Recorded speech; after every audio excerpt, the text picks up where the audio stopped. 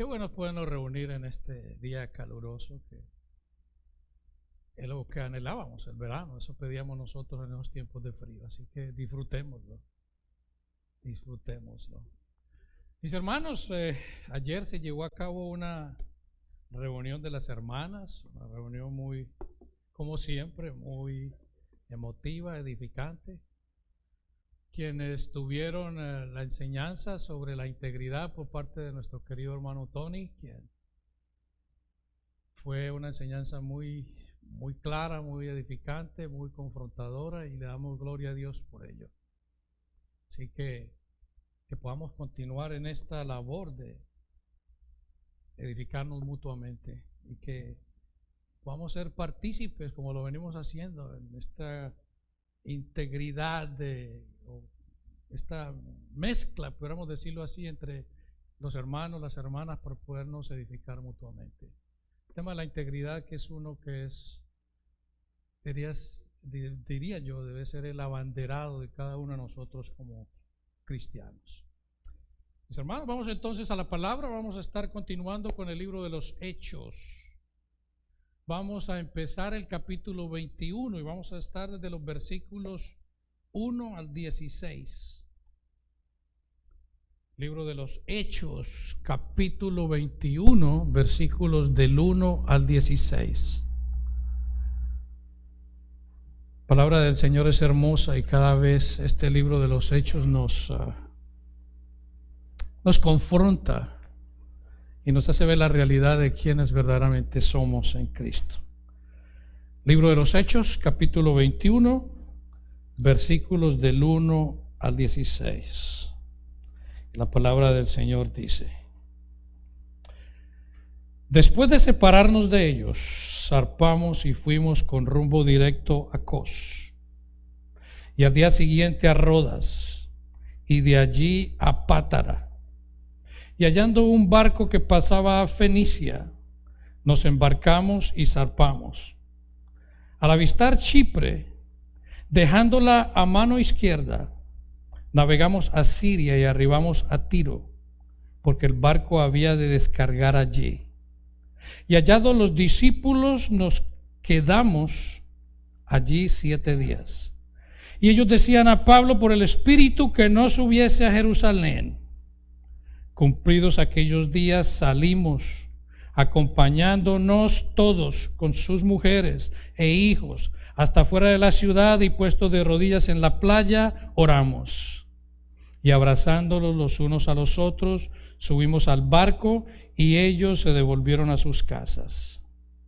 Y nosotros completamos la navegación, saliendo de Tiro y arribando a Tolemaida. Y habiendo saludado a los hermanos, nos quedamos con ellos un día. Al otro día, saliendo Pablo y los que con él estábamos, fuimos a Cesarea, y entrando en casa de Felipe el evangelista, que era uno de los 7, posamos con él. Este tenía 4 hijas doncellas que profetizaban. Y permaneciendo nosotros allí algunos días, descendió de Judea un profeta llamado Ágabo, quien viniendo a vernos, tomó el cinto de Pablo, y atándose los pies y las manos, dijo: esto dice el Espíritu Santo, así atarán los judíos en Jerusalén al varón de quien es este cinto, y le entregarán en manos de los gentiles. Al oír esto, le rogamos nosotros y los de aquel lugar que no subiese a Jerusalén. Entonces Pablo respondió: ¿qué hacéis llorando y quebrantándome el corazón? Porque yo estoy dispuesto no solo a ser atado, más aún a morir en Jerusalén por el nombre del Señor Jesús. Y como no le pudimos persuadir, desistimos diciendo: hágase la voluntad del Señor. Después de esos días, hechos ya los preparativos, subimos a Jerusalén, y vinieron también con nosotros de Cesarea algunos de los discípulos, trayendo consigo a uno llamado Nasón de Chipre, discípulo antiguo, con quien nos hospedaríamos. Amén. Señor y Padre eterno,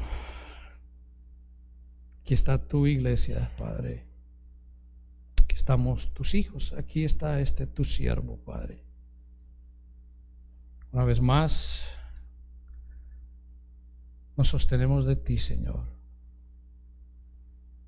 Nos aferramos a tu voluntad, Señor. Esa buena voluntad agradable y perfecta. La voluntad que es incambiable, es invariable, es inmutable.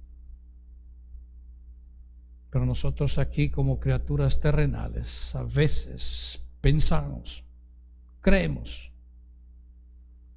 que podemos ayudarte en el diseño o el transcurso de eso que tú has preparado para nosotros. Señor, que podamos sujetarnos, abrazar y depender de esa tu voluntad. Las palabras que salen de mi boca, los pensamientos de mi corazón, Señor, sean agradables a ti, oh Dios mío y Señor mío. Es en el nombre de Jesús que oramos. Amén y amén. Amén. Puede tomar su asiento.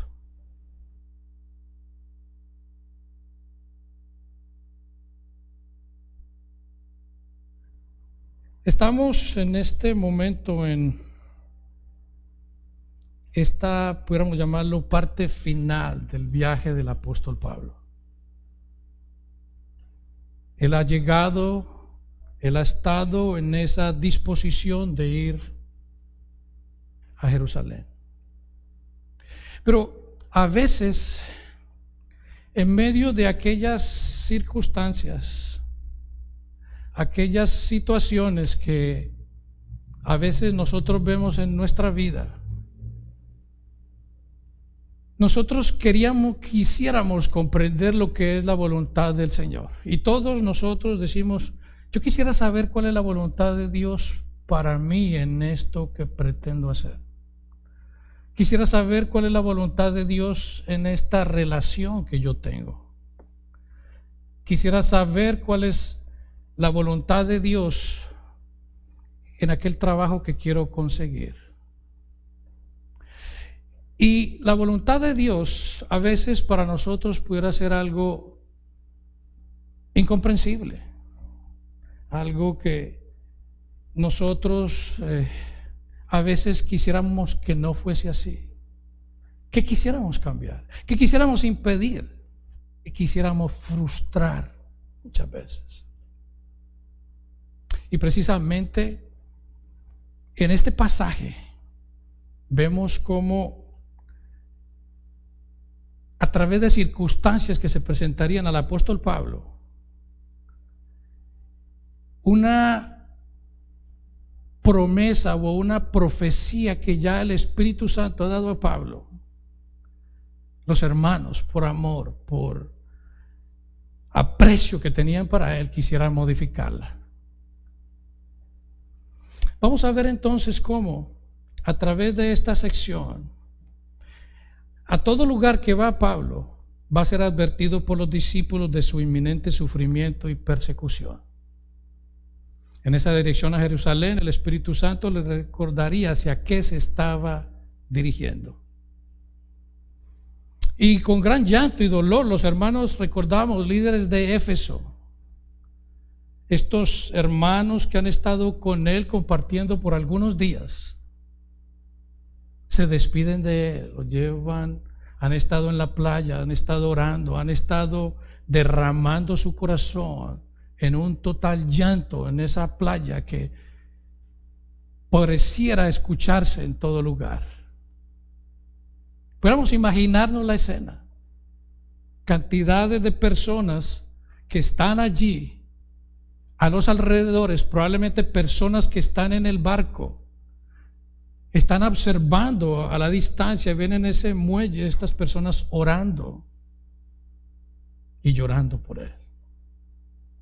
Entonces el versículo 1 de el capítulo 21 dice: después de separarnos de ellos, zarpamos. Lo que se describe aquí no es simplemente una salida. Lo que captamos aquí es una emocionante y difícil salida. Cuando dice separarnos, quiere decir en el lenguaje de desprendernos, de prácticamente rasgarnos. el uno del otro, por esa unidad que existe, de desgarrarse ellos los unos a los otros. Esa es la imagen. Pablo o Lucas que relata esto, porque él se incluye ahí separarnos del dolor y la inmensa tristeza que sentían por Pablo, porque pensaban que esa era la última vez que lo verían. Entonces, lo que vamos a ver a continuación y lo que estamos viendo en este momento de despedida es un dolor como aquel, como probablemente algunos de los de nosotros cuando nos vinimos acá por primera vez sentimos ese dolor cuando nos despedíamos de nuestras esposas, de nuestros hijos, cuando partimos sin saber cuándo regresaríamos. Ese es el dolor que se está expresando aquí. Y luego Lucas nos dice, y fuimos desde Mileto prácticamente con rumbo directo a Cos, aproximadamente 40 millas. Quisiera que viéramos en el mapa cómo esta dirección de Pablo empieza a moverse. Él sale desde Mileto. Su deseo es llegar a Jerusalén. Él ha empezado desde Mileto un recorrido que ya después de despedirse de esta gente inicia bordeando lo que es esa zona de Asia, donde empezaría a navegar recorriendo una serie de islas. Después llegaría a Rodas, esa isla pequeñita que vemos entre Caria y Licia, que está ahí en el medio. Arrimaría a Pátara, donde dice Licia, y haría un recorrido total bordeando Chipre por el lado derecho.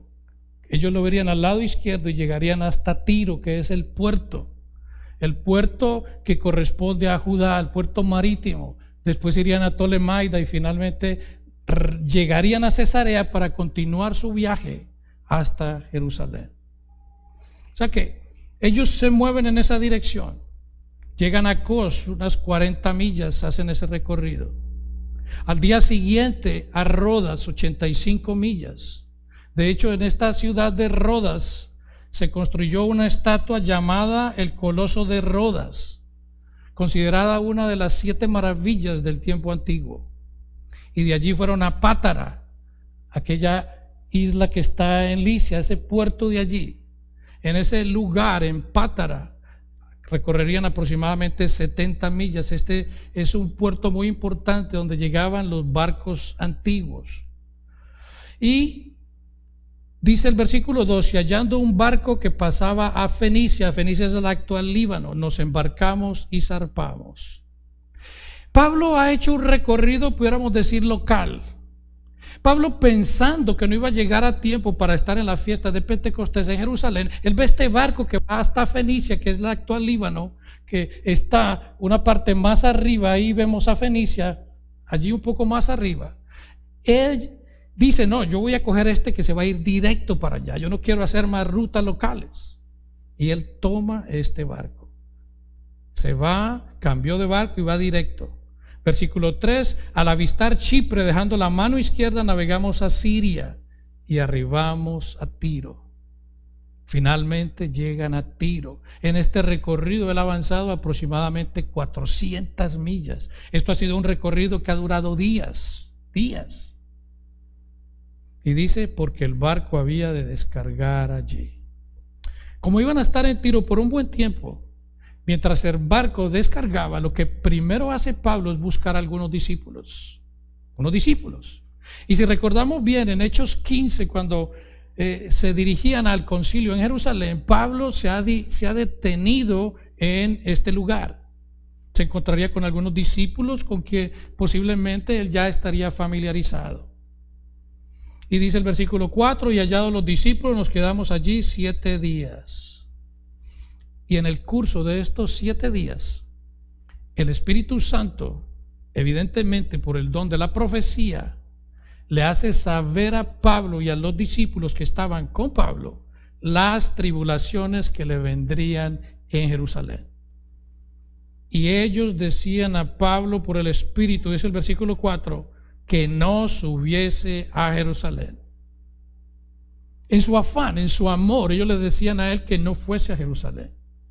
Y el Espíritu Santo anteriormente le había advertido a Pablo acerca de las tribulaciones que le iba a pasar en Hechos 23, acerca de prisiones que tendría.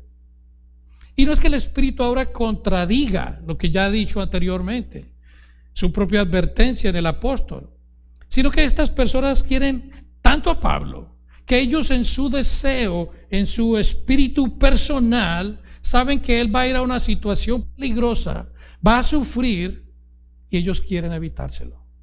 Ellos quieren impedir que él sufra, basados obviamente en las profecías que han acabado de escuchar. Pablo, por favor, no vayas a Jerusalén. Muchas cosas malas te esperan allá. No vayas. Te esperan cárceles, persecución, tribulación. Y para ellos esta profecía significaba: Pablo, tú no debes ir allá. Ellos lo veían de esa manera, que esa profecía prácticamente acerca de las tribulaciones que él enfrentaría significaban como una advertencia para que él no fuera allá. Pero Pablo decide ir a Jerusalén.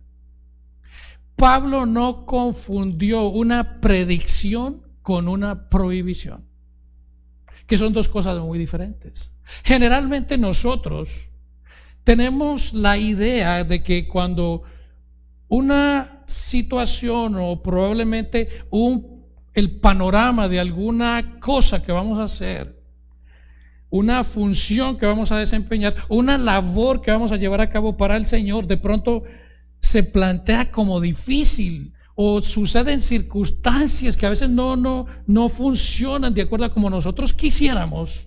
Decimos: no, eso es una señal de Dios que yo no debo hacer eso. Generalmente así lo tomamos, ¿no es verdad? Que si las cosas no salen cómodamente, si yo no siento paz y todo está bien cómodo, eso no es del Señor. Pero aquí Pablo comprende que una predicción del Espíritu Santo no es necesariamente una prohibición del Espíritu Santo. No. Pablo tomó esto como si el Espíritu Santo le estuviera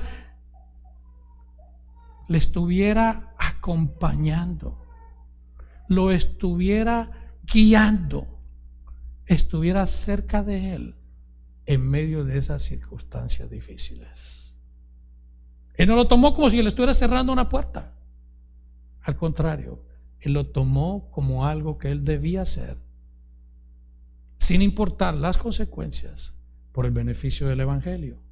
Versículo 5: cumplidos aquellos días salimos acompañándonos todos con sus mujeres e hijos hasta fuera de la ciudad, y puestos de rodillas en la playa oramos. Noten cómo Lucas habla en plural. Él está allí, él está viviendo todo esto que está sucediendo, y él es parte de estas mismas personas que incluso le dicen a Pablo que no vaya a Jerusalén. Los discípulos y sus familias, esposas e hijas, le acompañaron hacia la playa, oraron de la misma manera que lo hicieron los hermanos de Éfeso en Mileto. Similar. Dice: puestos de rodilla en la playa oramos. Versículo 6: y abrazándonos los unos a los otros subimos al barco, y ellos se volvieron para su casa. Lucas se embarca con Pablo y van con destino a Jerusalén. Lucas y los demás, no sabemos quiénes más estarían con él. Asumimos que Timoteo se ha quedado en Éfeso, la escritura nos dice. Pero ellos, en cierto aspecto, pudiera sugerir yo, ellos se están temiendo por su propia seguridad, porque si algo le sucede a Pablo, ellos están dentro del mismo grupo. Dice: y abrazándonos unos a los otros subimos al barco, y ellos se volvieron a su casa. Versículo 7: y nosotros completamos la navegación saliendo de Tiro y arribando a Tolemaida, 25 millas. Ya ellos están en territorio de Judá, ya han llegado a Tiro, ahora se despliegan a Tolemaida, 25 millas.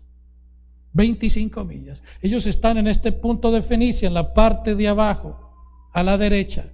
En Tiro se mueven a Tolemaida, 25 millas. Están allí. Dice: y habiendo saludado a los hermanos, nos quedamos con ellos un día. No nos dice qué hicieron ese día en Tolemaida. El versículo 8 nos dice: al otro día, saliendo Pablo y los que con él estábamos, fuimos a Cesarea, 32 millas. Este es el puerto marítimo principal de la provincia de Judea. Y donde quiera que Pablo llegaba, era seguido por muchos creyentes. Ellos calurosa y amorosamente le hacen una tremenda recepción. Él es aceptado amorosamente. Y en Cesarea había un hombre que ya antes habíamos conocido. Y este es, versículo 8, Felipe. Y entrando en la casa de Felipe el evangelista, que era uno de los 7, posamos con él. Recordamos que Felipe fue uno de los 7 diáconos que fueron seleccionados para servir las mesas, cuando lo vemos en Hechos capítulo 6 versículo 5, que fue seleccionado junto con Esteban para servir las mesas de las esposas de los griegos que estaban no bien atendidas. Felipe no era tan reconocido por ser uno de los 7 como se menciona, sino que él es reconocido como Felipe el evangelista. ¿Qué título? Felipe el evangelista. Él evangelizó en Samaria, recordamos. En Hechos capítulo 8 vemos que él está evangelizando al etíope eunuco. Este hombre que iba en ese carruaje, que estaba leyendo el libro de Isaías, no sabía qué decía ahí, y el Espíritu Santo lleva a Felipe hasta donde está este hombre, le pregunta: ¿qué lees? Este hombre, sin entender, si alguien me explica, pues puedo entender. Felipe le predica el evangelio. Este hombre es convertido y se bautiza. Felipe es uno de los grandes evangelistas, y este pasaje que vemos en el libro de los Hechos es lo que marcó a Felipe. Lo marcó cuando las personas escucharon acerca del evangelio de Jesús. Pero también hay otra marca de distinción en Felipe. Sí, que él no era solamente Felipe el evangelista, no era uno de los 7 originalmente, sino que también tenía unas hijas. Versículo 9, este tenía 4 hijas doncellas. En el lenguaje antiguo, doncella significaba una mujer virgen. Una mujer virgen que no se había casado. Lamentablemente en nuestros tiempos no podemos decir eso. No podemos decir lo mismo, que una doncella es aquella que no se ha casado. Dice que estas muchachas tenían ese don de profetizar. Estaban dedicadas al Señor. Era algo que ellas hacían con convicción. Y cuando habla de que ellas profetizaban, esto es algo que, de hecho, Pedro en aquel día de Pentecostés, en ese gran sermón, comunicó. En Hechos 2:17, donde cita a Joel 2:28, donde dice que en estos días Dios derramaría de su espíritu y tus hijos y tus hijas profetizarán. Era algo que estaba escrito. Pero cuando nosotros venimos a este pasaje es un tema de debate en la actualidad. Un pasaje que ha llevado a muchos entendimientos dentro de la misma iglesia cristiana. Pero tenemos que entender lo que significaba la profecía en la iglesia primitiva. Nosotros encontramos profetisas en el Antiguo Testamento. De hecho, había una mujer que se llamaba Hulda, que era profetisa y vivía en Jerusalén, Segunda de Reyes 22, 14 al 20. En las Escrituras las mujeres participaban hablando y cantando en el servicio de adoración. De hecho, Éxodo 15:20 dice que María, la profetisa, la hermana de Moisés y Aarón, tomó un pandero en su mano y todas las mujeres salieron en pos de ella con panderos y danzas. Ellas cantaban en el servicio de oración. Las mujeres participaban y hablaban. Y dice, y María, versículo 21, le respondía: cantad a Jehová, porque en extremo se ha engrandecido, ha echado en el mar al caballo y al jinete. El punto de citar este pasaje es cómo podemos ver que la mujer en aquel tiempo tenía esa capacidad de profetizar y participaba también en el servicio de adoración y cantando en el servicio. En la era apostólica del Nuevo Testamento, en aquel periodo de tiempo las mujeres podían profetizar. En 1 Corintios 11:5, Pablo reconoce que las mujeres pueden orar y profetizar en la iglesia de Corinto mientras tengan su cabello cubierto. Esto era una tradición judía. Era algo que las mujeres judías hacían y que ninguna mujer salía a la calle sin su cabeza descubierta o con la cabeza descubierta.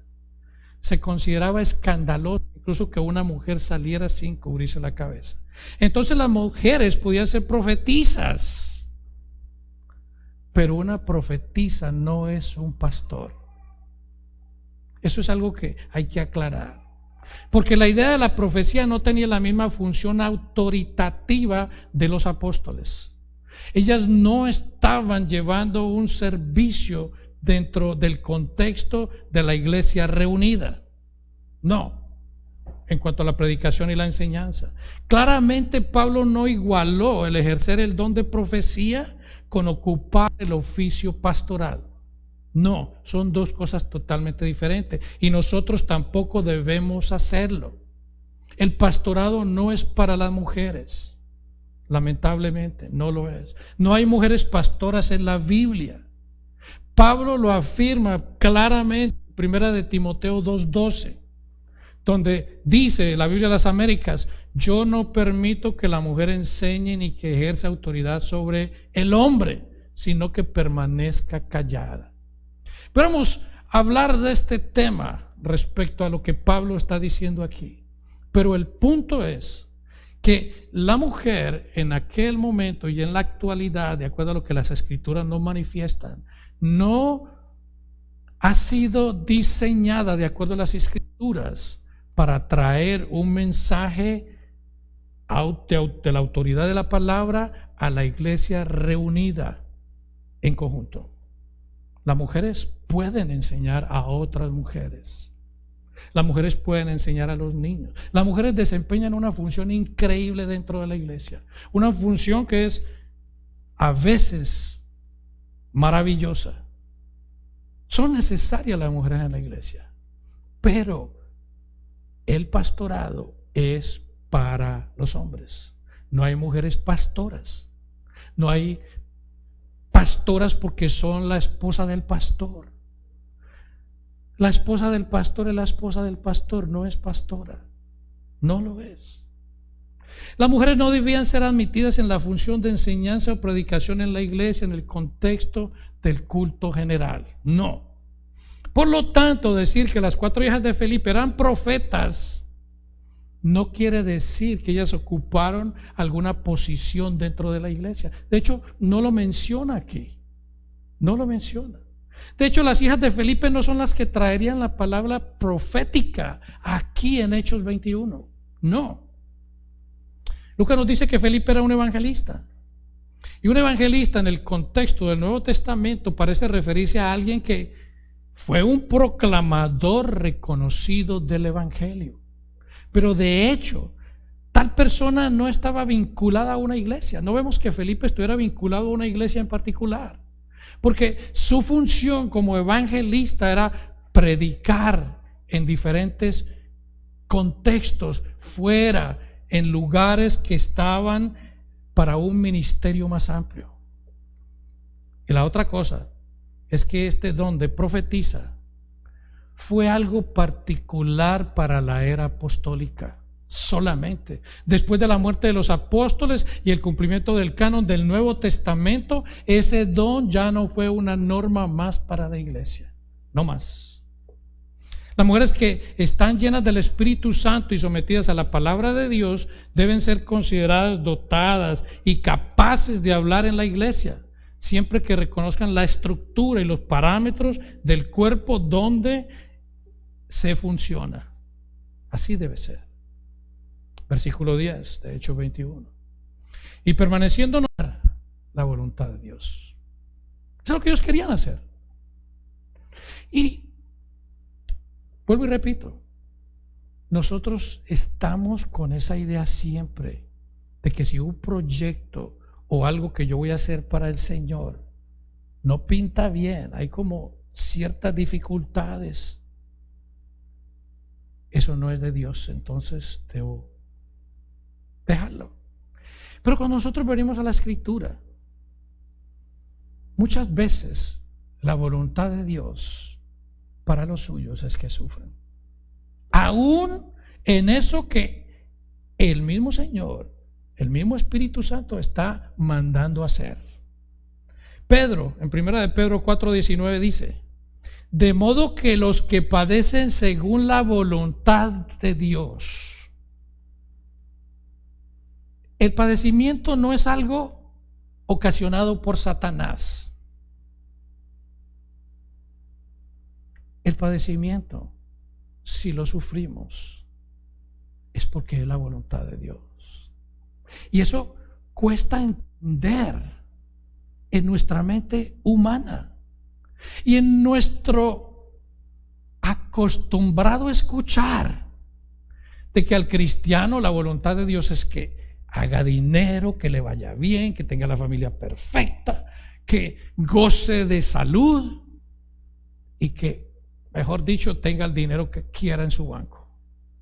Ese es el entendimiento general. Pero aquí vemos que de modo que los que padecen según la voluntad de Dios encomienden sus almas al fiel Creador. La voluntad de Dios a veces es que suframos, pero que a la misma vez nos encomendemos a Él y hagan el bien. Dios a veces quiere que ocurran eventos que incluyan sufrimiento en los creyentes. A ver si eso lo dice los pastores de la prosperidad. Primera de Pedro 3:17: porque es mejor que padezcáis haciendo el bien si la voluntad de Dios así lo quiere. Padecer haciendo el bien. Que una persona padezca porque está obrando mal, que está haciendo las cosas indebidamente, pero haciendo el bien. Si la voluntad de Dios así lo quiere. ¿Y qué es la voluntad de Dios? La voluntad de Dios es el control soberano de Dios sobre todas las cosas. Es el control soberano de Él sobre todas las cosas. Es su voluntad soberana o su voluntad de decreto. No se puede bloquear, no se puede interrumpir, no se puede estorbar, porque siempre va a suceder. La voluntad de Él se lleva a cabo. Pero hay otra voluntad de Dios en la Biblia, y es esa voluntad, si pudiéramos llamarla de mando, esa voluntad que Él ordena, esa voluntad que Él quiere para nosotros, lo que nos ordena que hagamos. Esta es la voluntad de Dios que nosotros a veces o desobedecemos u obedecemos.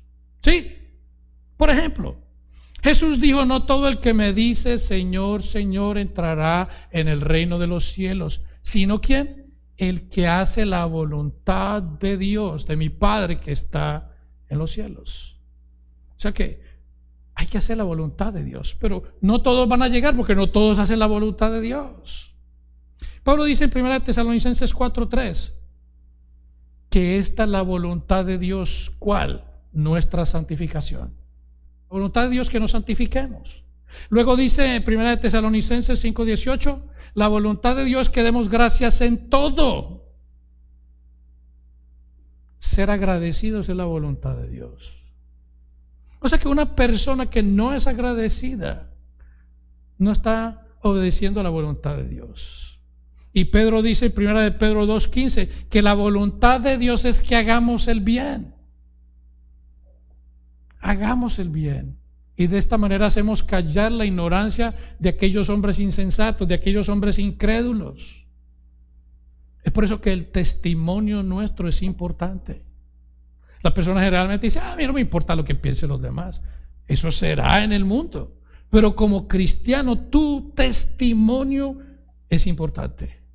Por eso dice: haciendo el bien, hagáis callar la ignorancia de los hombres insensatos, de los incrédulos, de los que niegan el evangelio, de los que rechazan el evangelio.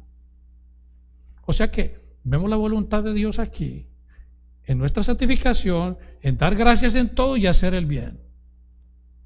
¿Y cuán reales son estas dos verdades de la voluntad de Dios? La voluntad soberana de Dios y la voluntad mandatoria de Dios, si lo pudiéramos llamar de esa manera. Y debemos entender esto nosotros cuando estemos en una situación de dolor o pérdida. La voluntad soberana de Dios y la voluntad mandatoria de Dios.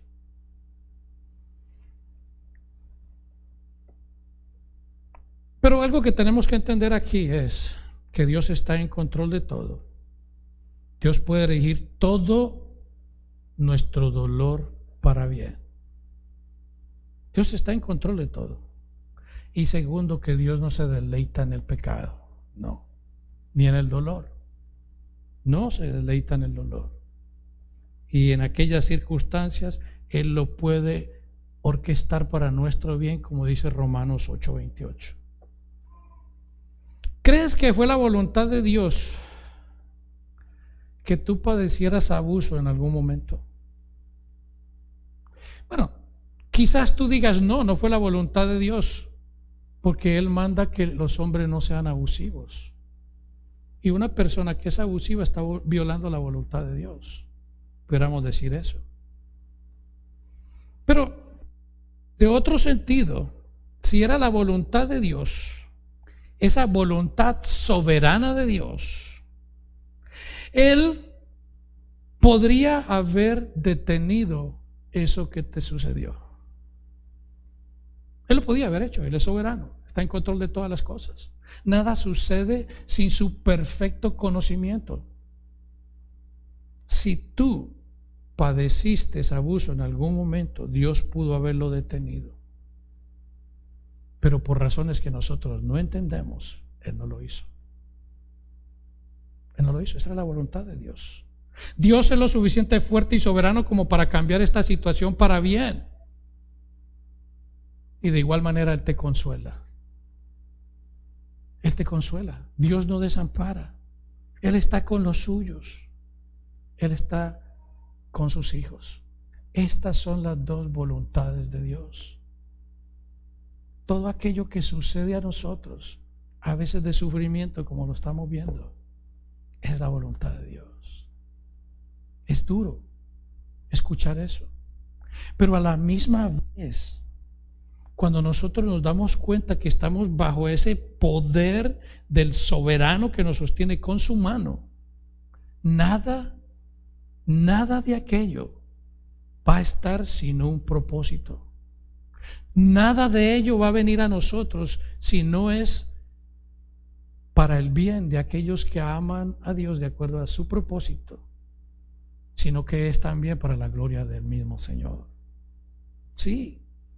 Estas son las dos voluntades de Dios que tenemos que comprender. Lucas y las demás personas le rogaron, y los de aquel lugar, que no subiese a Jerusalén. ¿Y no creen ustedes que después de ellos haber visto y haber escuchado la profecía de Ágabo, ellos sentían que estaban correctos, estaban realmente en esa dirección de impedirle a Pablo que fuera? ¿No crees que ellos pensaban que su consejo de decirle a Pablo que no fuera a Jerusalén era correcto? Probablemente. Y nosotros, desde nuestro punto de vista, lo creeríamos así, que era lo correcto. Pablo, ya hay varias advertencias que no vayas. Pero a la misma vez, vuelvo y repito, con todos los buenos deseos que tenían para Pablo, estaban tratando de interrumpir o interferir o estorbar con el propósito de Dios, con el propósito de Dios en la vida de Pablo. Esto nos recuerda cuando Pedro le dijo al Señor Jesucristo en Mateo 16:22, cuando Pedro, el Señor Jesucristo, había anunciado que iría a Jerusalén, iba a padecer, iba a sufrir por mano de los judíos, iba a ser crucificado y que iba a ser resucitado al tercer día. Pedro le dice, después de aquella maravillosa declaración en Cesarea de Filipo: Señor, ten compasión de ti, en ninguna manera te acontezca. Pedro estaba tratando de impedir la voluntad de Dios. Lo estaba tratando de impedir. Y eso no es lo que hacemos nosotros a veces. Hombre, un muchacho indisciplinado, un muchacho que está andando incorrectamente, un muchacho que necesita disciplina, un muchacho que necesita que la ley le ponga sus riendas. No, mi muchacho, corremos a buscarle un abogado que lo defienda lo mejor posible, aún siendo culpable. No, que salga mi muchacho. Estamos interrumpiendo el plan de Dios. Muchacho, lo que necesita es disciplina. Que lo traten como debe ser y aprenda a respetar. Interrumpimos el plan de Dios. Lo interrumpimos. ¿Y qué produce esto cuando interrumpimos el plan de Dios? Un rechazo mismo de Dios. Para aquellos que están tratando de impedirlo. ¿Qué le dijo Jesús a Pedro? Quítate delante de mí, Satanás, me eres tropiezo. Porque el que trata de interferir o interrumpir el plan de Dios es un tropiezo para Dios. Es un estorbo para Dios. Porque no pones la mira en las cosas de Dios. No ponemos la mira en que esa situación, tal vez difícil, no cómoda, desagradable, dolorosa, va a ser el propósito de Dios, o es el propósito de Dios, y va a ser para bien, o como quiera que sea, es el propósito y la voluntad de Dios. Y interferir con la voluntad de Dios sucede cuando nosotros pensamos o creemos que sabemos lo que Dios quiere y tratamos de forzarlo. Puede ser positiva o negativamente. Queremos darle como una ayudadita a Dios, o queremos evitarle a Dios que esas cosas pasen. Queremos como que Dios está como ocupado y nosotros queremos hacer cosas para evitar que esas cosas sucedan. Queremos intervenir en la voluntad de Dios a nuestra conveniencia o para la conveniencia de otros. Ofrecemos una mano amiga. Intentamos que esto suceda a nuestra manera en lugar que la de Dios. Es lo que generalmente hacemos. Sí. Y seguimos los pasos de Abraham y Sara cuando Dios les hizo esa promesa de que les daría aquel hijo, que sería el hijo de la promesa. Pero ellos quisieron darle una ayudadita a Dios. Y Sara le ofreció la esclava Agar a Abraham, que no se hizo de rogar, pues para tener ese muchacho que ellos consideraron Dios estaba tardando mucho y pues vamos a darle una ayudita. Interferimos en la voluntad de Dios. ¿Y qué trajo eso? Consecuencias. Nació Ismael y creó esa discordia, y que probablemente esa es la razón porque en la actualidad tenemos estos problemas en el Medio Oriente. Muchas veces al intentar solucionar todos los problemas de otra persona, a veces descubrimos que estamos interfiriendo con el plan de Dios. Yo sé que como cristianos es nuestra labor ayudar al necesitado, ayudar al que está sufriendo. Pero yo recuerdo tanto las palabras de alguien hace un buen tiempo, que iba yo, o estábamos en el propósito de hacer algo como congregación, y ella dice: ¿lo han pensado bien? Porque a veces Dios está tratando con esa persona y usted está tratando de impedir el trabajo que Dios quiere hacer en ella. Y es verdad, no sucede eso. No debemos ser indiferentes a las necesidades de otros. Obviamente, nuestro llamado es a colaborar. Pero a veces hay que dejar que Dios se encargue de ello. Sí. Aunque parece cruel. Vea, ya el pastor está diciendo que no. No, yo no estoy diciendo que no se debe ayudar, no.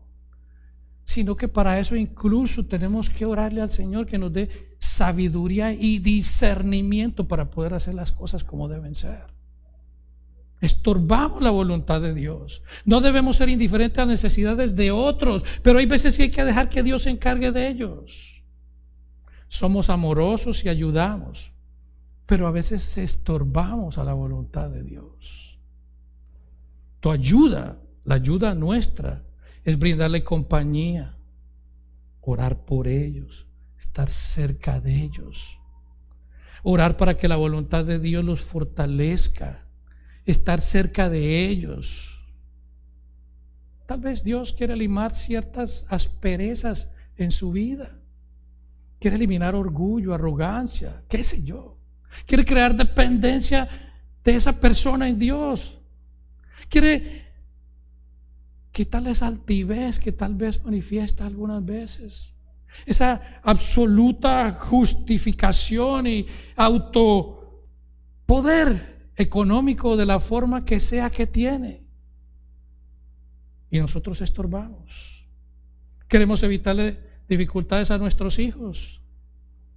Mas sin embargo, las dificultades son usadas por Dios para formar a nuestros hijos, para encaminarlos en el camino correcto, para formarlos a la imagen de Cristo. Sí, eso es lo que deseamos nosotros, que sean formados a la imagen de Cristo. Y a menudo nos perdemos las lecciones que Dios nos provee en medio de dificultades. Las mejores lecciones que se aprenden son en medio de las dificultades. Nadie aprende en las condiciones buenas, agradables. Son experiencias bonitas, pero en las situaciones de dificultades que más se aprende. Necesitamos que se nos recuerde que la voluntad de Dios se hará realidad. Debemos recordar que el Señor Jesucristo, cuando nos enseñó a orar, Él nos dijo que oren: Dios, permíteme ayudarte un poquito a llevar a cabo tu voluntad. No, Él nos dijo: Señor, hágase tu voluntad, así en la tierra como en el cielo. La respuesta de Pablo es maravillosa, versículo 13 de Hechos 21. Entonces Pablo respondió: ¿qué hacéis llorando y quebrantándome el corazón? Vemos que en el libro de los Hechos, muchas veces Pablo lo vemos evitando y escapando incluso de la persecución, como cuando fue descolgado por una ventana en Hechos 9:25. Vemos cuando varias veces él tuvo que salir porque personas estaban detrás de él para hacerle mal, cuando se creó esta mob que iban detrás de él a buscarlo. En Tesalónica, que estos mismos de Tesalónica se fueron hasta Berea, que lo persiguieron, él salió. Pero ahora vemos cómo él está dispuesto a enfrentar todas estas circunstancias. Sí. Hubo un momento en que el apóstol Pablo evitó la persecución con el propósito de prolongar su ministerio del evangelio, pero ahora él estaba convencido que la voluntad de Dios para él, así sufriera, era que fuera a Jerusalén. Él estaba convencido. Al igual que los discípulos en los primeros capítulos del libro de los Hechos, que se sintieron dignos de sufrir por la causa de Cristo, así se sentía Pablo, como lo vemos en Hechos 5:41. Pablo se sentía digno. Para Pablo, estar dispuesto a sufrir por la causa de Cristo era uno de los más altos privilegios. Estaba dispuesto. Y él dice en el versículo 13: están quebrantándome el corazón. Ustedes me están haciendo sentir nostalgia. Ustedes me están haciendo sentir dolor, tristeza. Pero yo estoy dispuesto no solo a ser atado, mas aún morir en Jerusalén por el nombre del Señor Jesucristo. Pablo no tiene temor de ninguna manera. Y lo que más aprendemos aquí es de su decisión y el compromiso de vivir para Cristo y morir para Él, lo cual era ganancia. Era ganancia. Y pareciera que Pablo hubiera escuchado a Pedro decir en 1 de Pedro 2:21: pues para esto fuisteis llamados, porque también Cristo padeció por nosotros, dejándonos ejemplo para que sigáis sus pisadas. Para esto fuisteis llamados. Y cuando nosotros vemos en ese llamado que Dios hace, en cualquier forma que tú estés sirviendo al Señor, para eso fuimos llamados. Así como Cristo padeció, Él nos dio ejemplo. Y dice Pedro, para que nosotros sigamos sus pisadas. Sigamos sus pisadas. Lo que lastimaba a Pablo era ver a los discípulos derretidos en llanto. Pudiéramos pensar que le está diciendo, pero ¿por qué me parten el alma ustedes? Si yo quiero llevar a cabo la voluntad de Dios. Eso es lo que yo quiero hacer. Sí. La oración y el discernimiento son necesarios todo el tiempo en la vida y la misión de la iglesia. Siempre. No todos los momentos son iguales. No podemos generalizar tampoco. Cada situación es independiente. Cada una. Hay veces que hay que hacer cosas con sentido común y prudencia de qué es lo mejor en ese momento. Debemos ser prudentes, obviamente. La Biblia también nos manda a nosotros a ser prudentes. ¿Qué es lo mejor en ese momento? Pero también hay ocasiones en que hay un sentido de que esa es la voluntad de Dios. No es fácil, pero es algo que necesitamos, el discernimiento de Dios. Pablo era una persona muy difícil de persuadir. ¿Y qué es lo que ellos deciden finalmente? Este grupo de hermanos junto con Lucas dice, y como no le pudimos persuadir, desistimos, diciendo, hágase la voluntad del Señor. Finalmente, ellos vieron que aún Pablo, a pesar de las advertencias, de las persuasiones, todo lo que quisieron decirle, Pablo dijo, yo voy para allá y estoy dispuesto incluso hasta morir. Ellos dijeron, que se haga la voluntad del Señor. Lo que gana aquí, y es algo que me llama la atención también, es la flexibilidad y la sensibilidad de las personas. Ellos no se enojaron con Pablo y dijeron, ¿sabes qué? Pues vete, que te maten allá, pues, total, terco.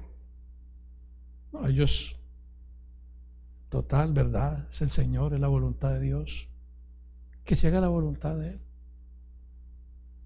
El Señor está en tus manos. Haz lo que tú vas a hacer. Ellos sabían que Pablo, en medio de todas esas advertencias, él no estaba escuchando. Él pareciera que tenía oídos sordos. Él no estaba prestando atención a lo que ellos le decían. Pablo tenía un buen corazón, pero aparentemente, de acuerdo a esas advertencias, él tenía sordera. Ellos simplemente dicen, hágase la voluntad del Señor. Pablo entonces está decidido a llegar a Jerusalén y finalmente llega. Versículo 15.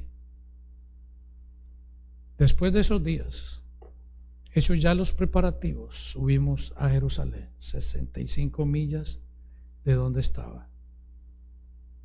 Y cuando dice que subimos a Jerusalén, no es porque van de sur a norte. Siempre que nosotros vemos acerca de ir a Jerusalén, dice subir a Jerusalén, es por la condición geográfica, porque Jerusalén está a cierta altura. Versículo 16. Vinieron también con nosotros de Cesarea algunos de los discípulos, trayendo consigo a uno llamado Nasón de Chipre, discípulo antiguo con quien nos hospedaríamos. Y Lucas anuncia aquí la ida a la casa de este hombre, Nasón. Se cree que este era un discípulo de los primeros que estuvo con Jesús. Y podemos imaginar a Lucas como historiador, que lo primero que él quiere es sacar su lápiz, preguntarle a Nasón, ¿cómo fue aquello con el Señor Jesucristo en el Sermón del Monte? Muchas preguntas. Con la llegada de Pablo a Jerusalén, se termina su tercer viaje misionero. 2.800 millas recorrió Pablo en este tercer viaje misionero. En conclusión, entonces, Pablo llega finalmente a Jerusalén. Él es calurosamente y ferviente y amorosamente recibido, pero él va con una misión. Sí, él va con una misión. Él está trayendo una ofrenda para los creyentes pobres de Jerusalén. Eso lo vemos a través de la Escritura en Hechos 11, 29 y 30, segunda de Corintios. La segunda cosa que Pablo va a hacer es que va a dar un reporte a los pilares de la iglesia en Jerusalén, que es la iglesia más importante del momento. Recordamos que es la iglesia madre, es la primera iglesia que se fundó, donde están los pilares de la iglesia. Y Pablo le va a llevar un reporte de lo que Dios ha hecho en medio de los gentiles. Y en tercer lugar, era el destino que Dios tenía para Pablo. De la manera que el Señor Jesucristo entró finalmente a Jerusalén cumpliendo el propósito del Padre, el apóstol Pablo también llega a Jerusalén para cumplir el propósito de Dios, el propósito de Cristo. Y Pablo llega en obediencia, amor y honor a Cristo para enfrentar lo que se presente por la causa del Evangelio, por la causa de Cristo, por la causa de su Señor, cumpliendo la voluntad de Él. Y el mismo espíritu que advierte a Pablo de las cárceles es el que lo fortalece para cumplir su propósito. Entonces aquí finalmente tenemos que hacernos unas preguntas. Si somos capaces de, como Pablo, seguir la voluntad de Dios en medio de circunstancias que pudieran presentarse, en medio de circunstancias que incluso en nuestra vida pudieran estarse presentando, porque es la voluntad de Dios. En nuestra situación como vivimos, en nuestra situación como cónyuges, en nuestra situación como empleados, en nuestra situación como padres, en nuestra situación como hijos, en nuestra situación cualquiera, si estamos dispuestos a continuar aceptando la voluntad de Dios. O si somos amigos, hermanos, padres, que buscan prevenir, interferir, intervenir, estorbar o bloquear la voluntad de Dios. Qué fácil es hacer tropezar a otros en lo que Dios tiene para ellos.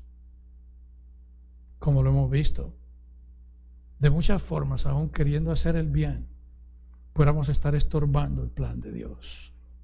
Mis hermanos, que Dios nos dé discernimiento, que Dios nos dé esa capacidad que necesitamos cada uno de nosotros para abrazar, para aceptar, para glorificar a Dios en medio de esa voluntad o propósito que Él tiene para cada uno de nosotros.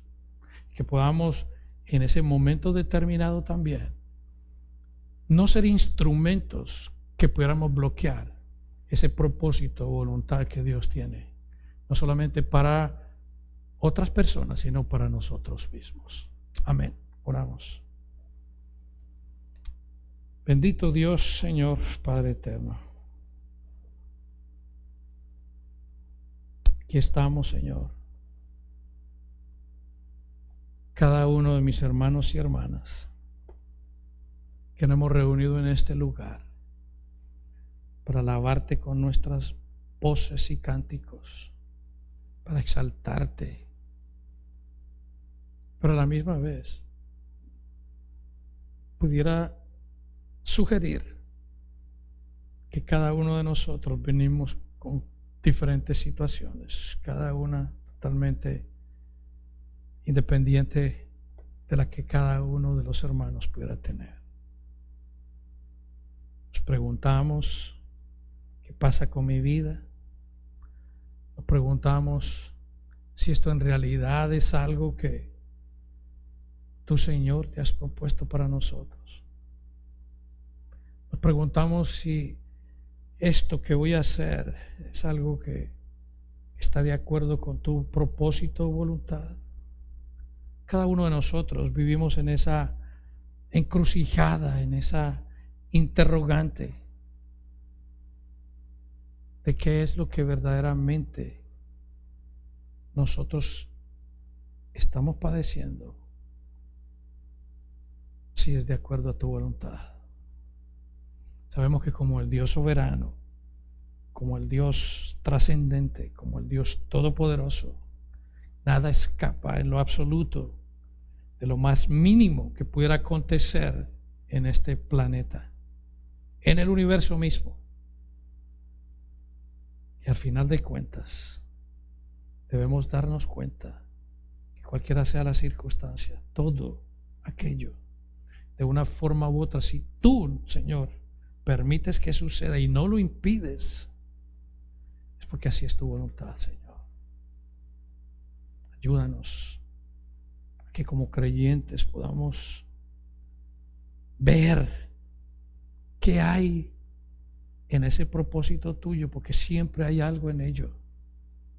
Obviamente para tu gloria, pero por sobre todas las cosas que podamos ver en nosotros, cómo podemos hacer que esa gloria tuya sea manifiesta en medio de la circunstancia nuestra. Señor, oro porque